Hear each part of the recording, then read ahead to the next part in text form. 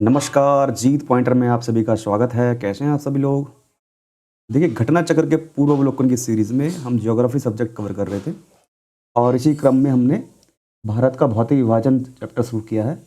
आज पढ़ लेते हैं भारत के दक्षिण एवं मध्य भारत की पर्वत श्रेणियाँ एवं पहाड़ियाँ।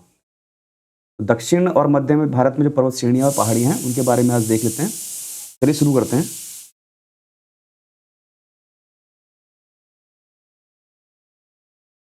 देखिए, भारत के बृहद क्षेत्रफल में प्रायद्वीपीय पठार एक मेज की आकृति वाला स्थल है। जो प्रायद्वीपीय पठार है भारत का, ठीक है, कैसा है? मेज की आकृति वाला है, ऐसे। ठीक ठीक है, ऐसे मेज की आकृति वाला प्रायद्वीपीय पठार है। ये जो भाग है प्रायद्वीपीय पठार है भारत का, जो पुराने क्रिस्टलीय आग्नेय और रूपांतरित शैलों से बना है। जो प्रायद्वीपीय पठार है वो किससे बना है? इग्नियस रॉक से और मेटामॉर्फिक रॉक से, रूपांतरित शैलों से। ध्यान रखेंगे, आग्नेय और रूपांतरित शैलों से बना है। प्रायद्वीपीय भाग गोंडवाना भूमि के अपक्षय एवं अपवाह के कारण बना प्राचीनतम भूभाग है। तो पहला क्वेश्चन तो ये आता है कि भारत का सबसे प्राचीनतम भूभाग कौन सा है? प्रायद्वीपीय भूभाग है, ठीक है। और वो किस भूमि का अपक्षय है? गोंडवाना भूमि का, ठीक है।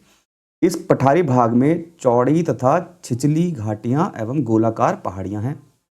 इस पठार के दो मुख्य भाग हैं। देखिए, दो मुख्य भाग है। पहला है मध्य उच्च भूमि और दूसरा है दक्कन का पठार, ठीक है। तो इधर की साइड ये मध्य उच्च भूमि है, ठीक। और फिर इधर जो है दक्कन का पठार आ जाता है, ऐसे। ये ध्यान रखेंगे, ये मध्य उच्च दो भागों में बटा हुआ है, मध्य उच्च भूमि और दक्कन का पठार। आगे देख लेते हैं।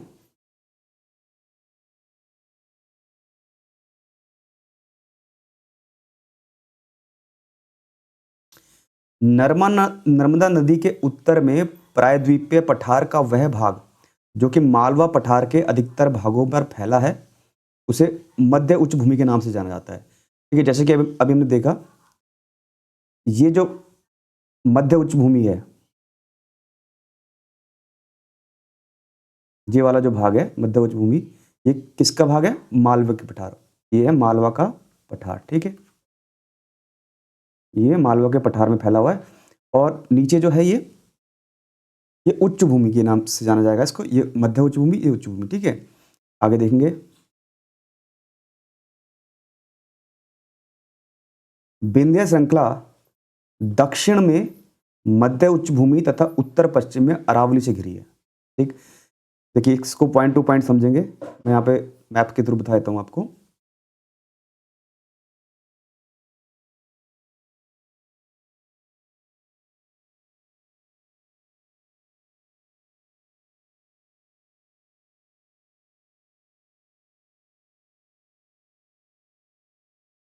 देखिए,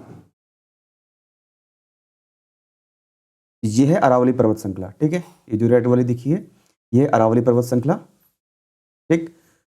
उसके बाद ये है विंध्याचल। तो अरावली के दक्षिण में क्या है? विंध्याचल है। और विंध्याचल के दक्षिण में नर्मदा नदी है। नर्मदा नदी के दक्षिण में आता है सतपुड़ा की पहाड़ियाँ। ये जो है, ये है सतपुड़ा की पहाड़ियाँ, ठीक। और सतपुड़ा के दक्षिण में आता है ताप्ती नदी। तो अरावली पर्वत, ठीक, और विंध्याचल पर्वत और सतपुड़ा। सतपुड़ा जो है नर्मदा नदी बह रही है, नर्मदा नदी और ताप्ती नदी के बीच में सतपुड़ा आता है। सतपुड़ा से उत्तर में विंध्याचल है और विंध्याचल से उत्तर में अरावली है, ठीक है। अब इन्होंने इसमें क्या डिग्री दिया है ये देख लेते हैं।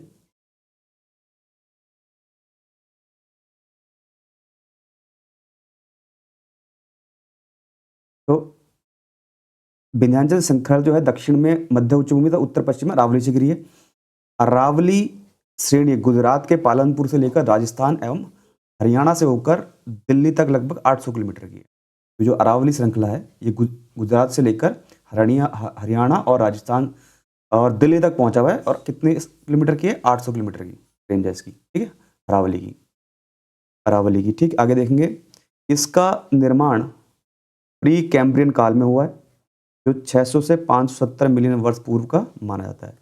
अरावली का निर्माण किस काल में हुआ है? प्री कैम्ब्रियन काल में हुआ है। यह भारत की प्राचीनतम पर्वत श्रृंखला है। सबसे प्राचीनतम पर्वत श्रृंखला पूछा जाए भारत की कौन सी होगी? अरावली, ठीक, ये जो है अरावली।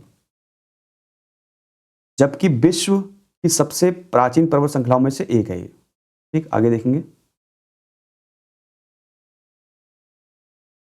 इसकी सर्वोच्च चोटी गुरु शिखर है, ठीक है। तो अरावली की सबसे ऊंची चोटी कौन सी है?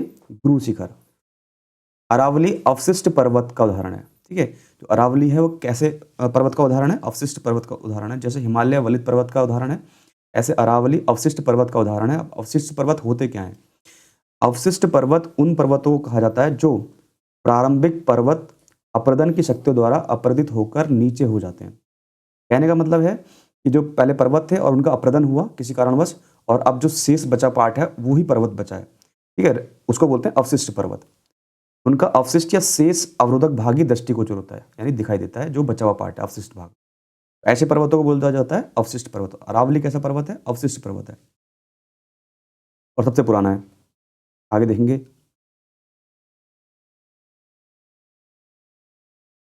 क्योंकि इनका निर्माण अन्य प्रकार के पर्वतों पर अत्यधिक अपरदन होने से होता है, ठीक है। अपरदन होने से निर्माण हुआ है, ठीक है।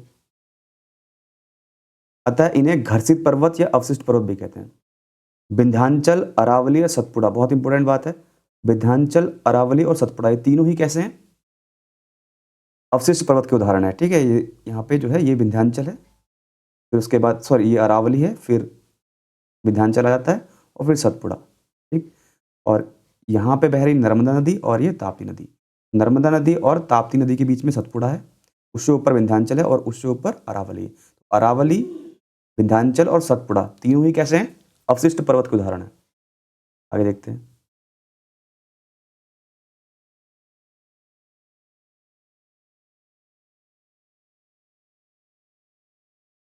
देखिए सतपुड़ा श्रेणियां दक्कन पठार का भाग है। इनका विस्तार गुजरात, महाराष्ट्र, मध्य प्रदेश और छत्तीसगढ़ राज्यों में है, ठीक है। जो सतपुड़ा श्रेणियां है जो नर्मदा और ताप्ती नदियों से घिरा हुआ है, वो किसका भाग है? दक्कन के पठार का भाग है, ये ध्यान रखेंगे। और इसका जो विस्तार है वो गुजरात, महाराष्ट्र, मध्य प्रदेश और छत्तीसगढ़ राज्यों में है। इन श्रेणियों में के उत्तरी भाग पर देखिए, उत्तरी भाग में नर्मदा नदी और दक्षिणी भाग में ताप्ती नदी बहती है, यानी नर्मदा और ताप्ती के बीच में सतपुड़ा श्रेणियां हैं। सतपुड़ा श्रेणियां इन दोनों नदियों के मध्य में स्थित है। धूपगढ़ चोटी सतपुड़ा श्रेणी की सबसे ऊंची चोटी है। तो सतपुड़ा की सबसे ऊंची चोटी कौन सी है? धूपगढ़। और अरावली की गुरु शिखर। यह पंचमढ़ी में स्थित है, ठीक है। ये पंचमढ़ी में स्थित है, ध्यान रखेंगे। पश्चिमी घाट को सह्याद्री के नाम से भी जाना जाता है, ये हम देखेंगे पश्चिमी घाट को। तो पश्चिमी घाट है, देखिए मैं दिखा देता हूँ आपको।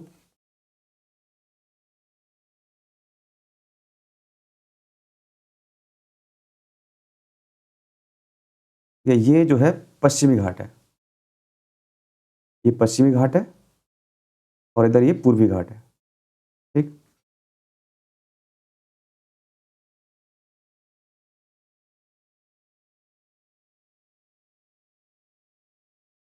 पश्चिमी घाट की औसत औसत ऊंचाई कितनी है? 1200 मीटर है, ठीक है। केरल में इसे सव्य पर्वतम के नाम से जाना जाता है। पश्चिमी घाट की सबसे ऊंची चोटी केरल में है, जिसका नाम क्या है? अनाईमुडी, ठीक है। इसको देखेंगे अभी, अनाईमुडी है। पश्चिमी घाट का दक्षिणी क्षेत्र उत्तरी क्षेत्र की अपेक्षा अधिक ऊंचा है। तो पश्चिमी घाट का जो दक्षिणी क्षेत्र है वो उत्तरी क्षेत्र की अपेक्षा उसकी हाइट ज़्यादा है। पश्चिमी घाट का विस्तार पश्चिमी सागर तट के समांतर गुजरात से लेकर तमिलनाडु तक लगभग 1500 किलोमीटर तक है, ठीक है। यानी गुजरात से लेकर तमिलनाडु तक है, ठीक है।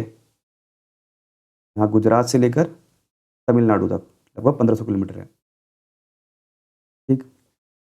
और यहाँ पे आगे देखेंगे,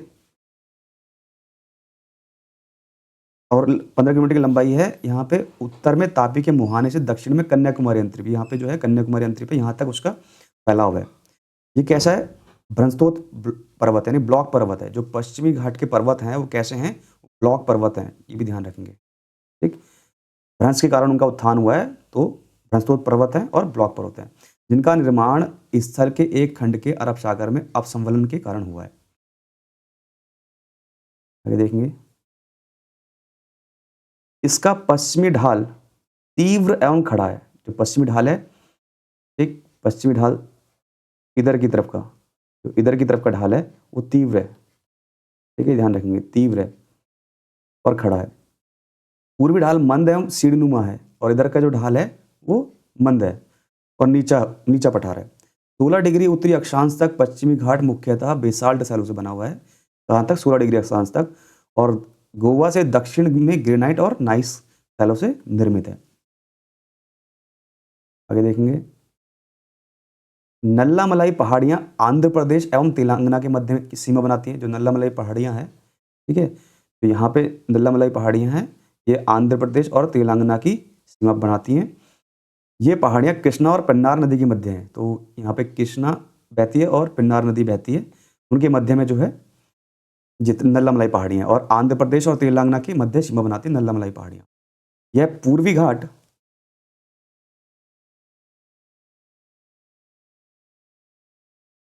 की पहाड़ी में पूर्वी तटीय मैदान के समानांतर महानदी से नीलगिरी की पहाड़ियों के मध्य विस्तृत है। तो ये पूर्वी तटीय मैदान में जो है महानदी से, जो महानदी बहती है उससे नीलगिरी की पहाड़ियों के मध्य विस्तृत है। अभी देख लेंगे नीलगिरी की पहाड़ियाँ कहाँ पे है। एक जवादी पहाड़ियाँ जो है वो तमिलनाडु के राज्य में स्थित है। पहाड़ियों की रानी के नाम से विख्यात नीलगिरी पहाड़ियाँ पूर्वी घाट एवं पश्चिमी घाट के सम्मिलन स्थल पर अवस्थित है। ठीक है, चलो यहीं पे देख लेते हैं। तो यहाँ पे ये है नीलगिरी की पहाड़ियाँ, ये पश्चिमी घाट है और ये पूर्वी घाट है। ये है नीलगिरी की पहाड़ियाँ, ठीक। यहाँ पे इनका मिलन होता है, ठीक है, पश्चिमी घाट का और पूर्वी घाट का। तो पश्चिमी घाट और पूर्वी घाट के जो संधि है, जहाँ पे मिलते हैं, वहाँ पे नीलगिरी की पहाड़ियाँ हैं, ठीक है। इसे बोला जाता है पहाड़ियों की रानी। और नीलगिरी की जो सर्वोच्च चोटी है उसका नाम क्या है? दोदा बेटा, ये ध्यान रखेंगे, दोदा बेटा, ठीक। नीलगिरी की सर्वोच्च चोटी कौन सी है? दोदा बेटा, यहाँ पे बोला गया है। दोदा बेटा जो है नीलगिरी की सर्वोच्च चोटी है। दक्षिण भारत की प्रसिद्ध टोडा जनजाति जो है वो तमिलनाडु में ही निवास करती है। इसी के नाम से, दोदा बेटा के नाम से टोडा पड़ा है। वो जनजाति कहाँ निवास करती है? तमिलनाडु में। अन्नामलाई पहाड़ियाँ केरल एवं तमिलनाडु राज्य के सीमा पर अवस्थित है।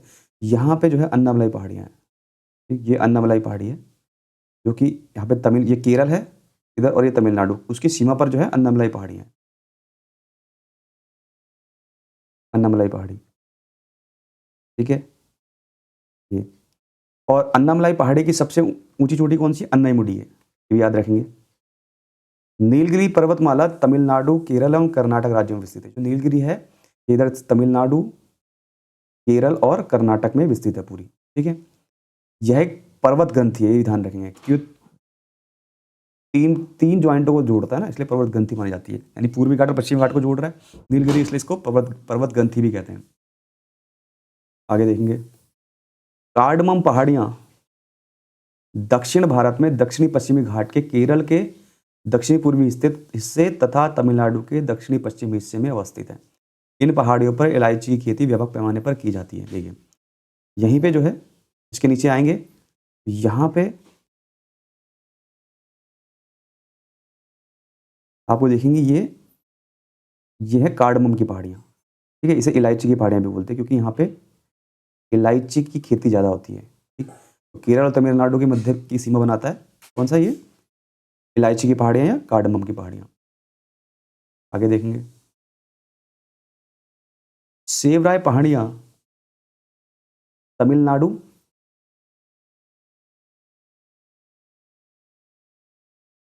ये सलेम के पास अवस्थित है। तो सेवराय पहाड़ियाँ, बस आपको इतना याद रखना है, सेवराय पहाड़ियाँ कहाँ है? तमिलनाडु में। ये पहाड़ियाँ पूर्वी घाट का हिस्सा है और सेवराय पहाड़ियाँ किस घाट का हिस्सा है? पूर्वी घाट का, ठीक। तमिलनाडु का प्रसिद्ध हिल स्टेशन यॉरकॉड भी जो है यहीं इन्हीं पहाड़ियों पर है, सेवराय पहाड़ी में। महादेव पहाड़ियाँ सतपुड़ा पर्वत श्रेणी का भाग है जो मध्य प्रदेश राज्य में स्थित है। और कैमूर पहाड़ियाँ मध्य प्रदेश से बिहार के सासाराम तक विस्तृत है। देखिए यहाँ पे ताप्ती है और ये नर्मदा है, इसके बीच में है सतपुड़ा की पहाड़ियाँ, ठीक। सतपुड़ा की पहाड़ियाँ भी जो है तीन उसमें विभाजित हैं।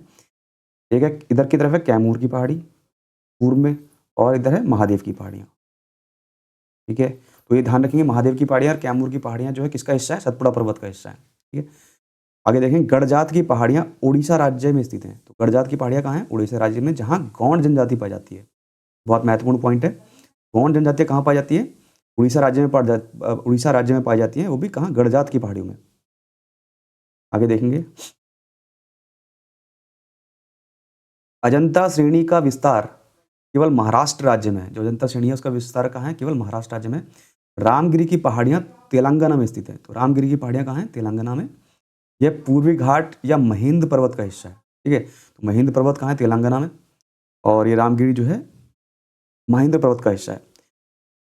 मैकाल श्रेणी सतपुड़ा श्रेणी का पूरी भाग है। देखिए हम देख चुके हैं, मैकाल जो है इधर की तरफ ये सतपुड़ा है, ये ताप्ती है, नर्मदा है, और इधर महादेव पहाड़ियाँ हैं सतपुड़ा में, और मैकाल पहाड़ियाँ हैं, ठीक है।